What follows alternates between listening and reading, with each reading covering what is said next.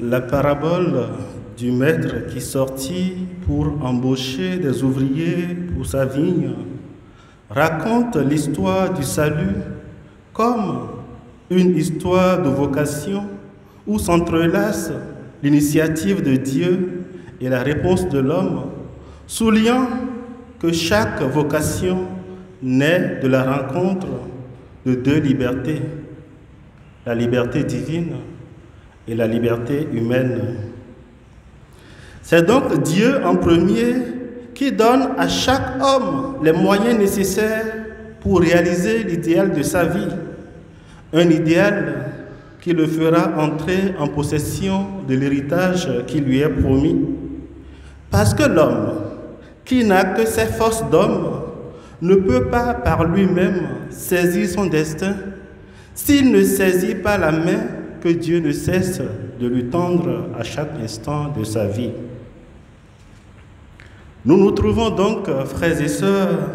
au carrefour de l'appel de Dieu et de la réponse donnée à l'appel qui traduit à la fois le don gratuit de Dieu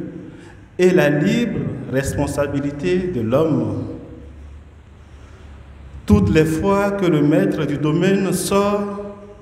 il y a d'un côté l'appel libre de Dieu, « Allez à ma vigne ».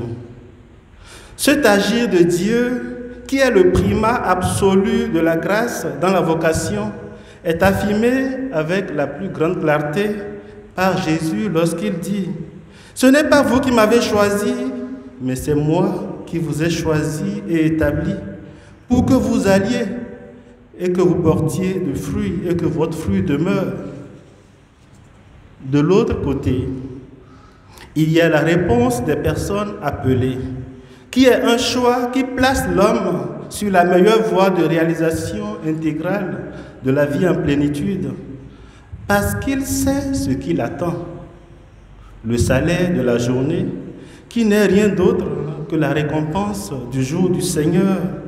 c'est-à-dire le jour qui n'a pas de fin, l'éternité bienheureuse,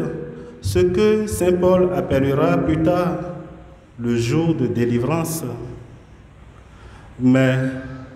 nous nous voyons parfois mieux que les autres. Dans l'Évangile, en effet, les premiers récriminaient contre le maître du domaine comme s'ils avaient un trou de mémoire par rapport à l'engagement qu'ils ont pris avec ce dernier. Ils ont bien reçu ce qui leur est promis. Mais le complexe d'avoir mérité plus que les ouvriers de la dernière heure leur fait perdre le sens du bien et l'amour du prochain, les rendant non seulement malheureux, mais surtout jaloux du bonheur de leurs frères, parce qu'ils ignorent que qui que nous soyons,